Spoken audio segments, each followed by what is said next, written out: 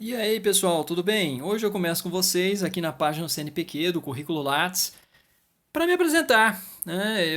Meu nome é Adriano Facioli, eu sou psicólogo, mestre e doutor em psicologia, sou docente atualmente na Escola Superior de Ciências da Saúde, aliás, desde 2012. Trabalho com pesquisa há muito tempo, desde 1992, então já quase aí 30 anos que eu comecei a trabalhar com pesquisa quando iniciei minhas atividades de iniciação científica lá na USP de Ribeirão Preto. Então, e depois fiz minha formação pelo NB e tudo, com mestrado e com doutorado. E eu trabalho na área de saúde, trabalho hoje na Escola Superior de Ciências da Saúde. Então, vamos falar um pouquinho do que? De saúde. Vamos falar um pouquinho novamente do que? De cloroquina. Já fiz um vídeo sobre a cloroquina, coloco no cartão para vocês, mas eu quero hoje fazer um vídeo resposta a um rapaz que fez um vídeo na internet e parece estar tendo uma certa divulgação esse vídeo dele, então acho apropriado fazer um vídeo resposta, porque assim, quem sabe uma resposta também chama a atenção para ter um complemento, para a gente ter um pouco esse debate necessário. Vamos lá, vamos para o canal dele?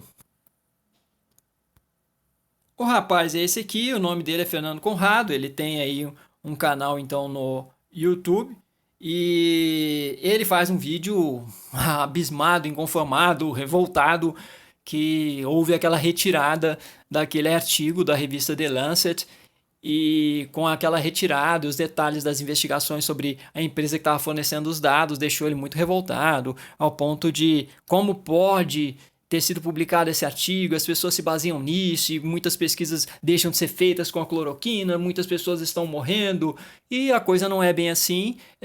A OMS, que ele tenta atribuir uma culpa para a OMS, uma demonização da OMS, também não faz sentido, porque quem aceitou o artigo para publicação foi a revista The Lancet, aliás, uma revista muito bem publicada. Quem pediu para ser retirado foram os próprios autores que não estavam conseguindo fazer uma auditoria independente da revista, eles pediram para ser retirado, então o movimento partiu dos próprios autores e foi retirado.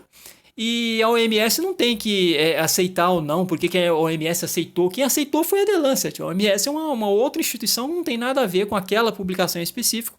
E aquela publicação também não foi, aquele artigo não foi um artigo no qual a OMS se baseou como prova suficiente de ineficácia da cloroquina, não tem nada a ver com isso. Existem diversos outros artigos, inclusive com um nível de evidência mais robusto. Aquele era um artigo somente observacional, apesar de ter uma amostra muito grande, que era de 96 mil pessoas, mas eu quero trazer aqui em resposta ao Fernando Conrado, ele leu quase que uma reportagem inteira lá do The Guardian, um jornal muito bem conceituado, um jornal britânico conceituado, dos maiores do mundo. Eu quero trazer aqui também uma reportagem do The Guardian de 2 dias depois. 2 dias depois o Conrado traz a reportagem do dia 3 de junho, eu quero trazer uma reportagem agora do último sábado, dia 5 de junho, e vamos ver que interessante, bem interessante, vejam só. Aí, gente, The Guardian, tá? Vamos descendo aqui sobre a cloroquina.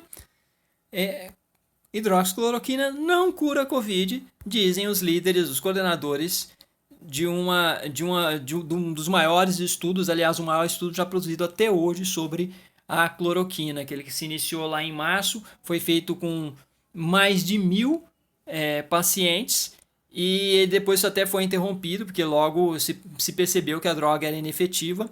E aqui, ó, dia 5 de junho, vocês podem ver.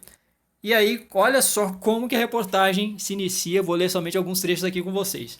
A hidroxicloroquina não funciona no combate à Covid-19 e não deveria mais ser fornecida a pacientes em todo o mundo. Dizem os líderes do maior e mais bem desenhado estudo já feito sobre a droga. Tá? Olha o que um deles, inclusive, falou.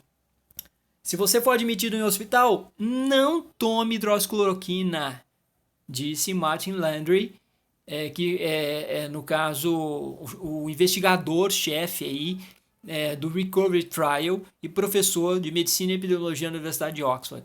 Não tome, porque não funciona. E aí eles vão passando uma série de detalhes sobre o histórico da hidroxicloroquina, do caso do Donald Trump fazendo todo aquele alarde, né, de que seria um remedinho mágico e tal.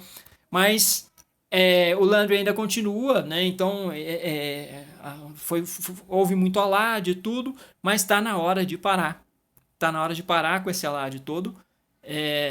E nós podemos dizer porque because worldwide we can stop using, porque nós podemos no mundo todo parar de usar uma droga que é inútil. Ele não fala nem eficaz, ele fala inútil.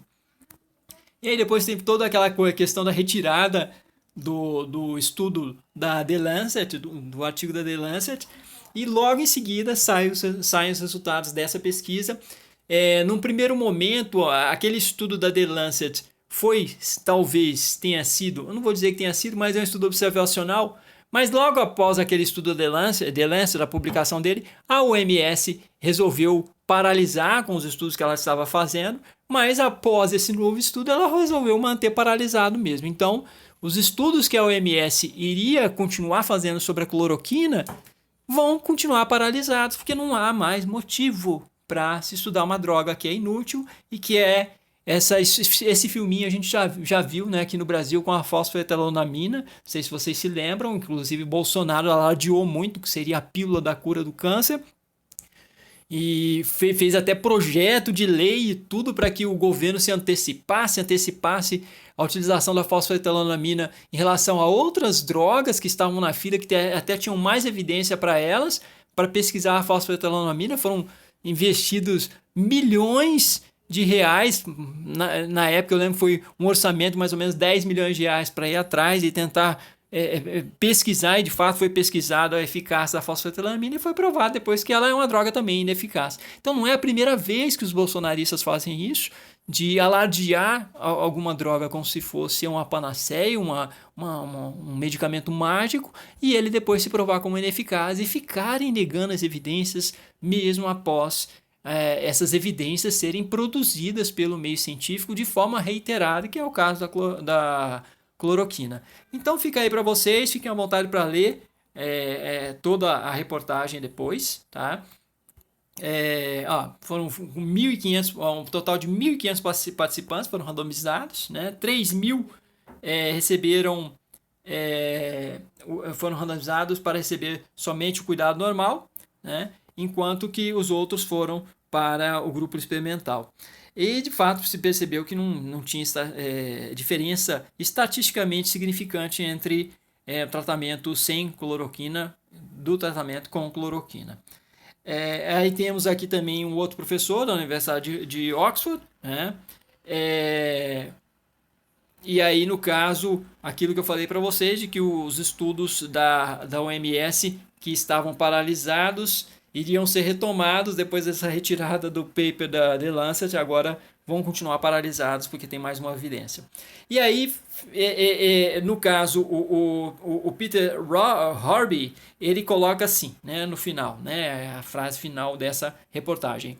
Uma das lições-chave que nós deveríamos aprender historicamente é que fazer tratamentos baseados somente em estudos observacionais não é o que deve ser feito, o que deve ser pensado para adiante, para frente. Então, de fato, aquele paper também não traria muitas contribuições porque era observacional. Mas esse estudo agora não é um estudo controlado, é um estudo randomizado, com nível de evidência muito forte e que dá a martelada final. Cloroquina é um medicamento para a Covid-19 inútil. Ok, seu Fernando Ricardo? Um abraço, hein?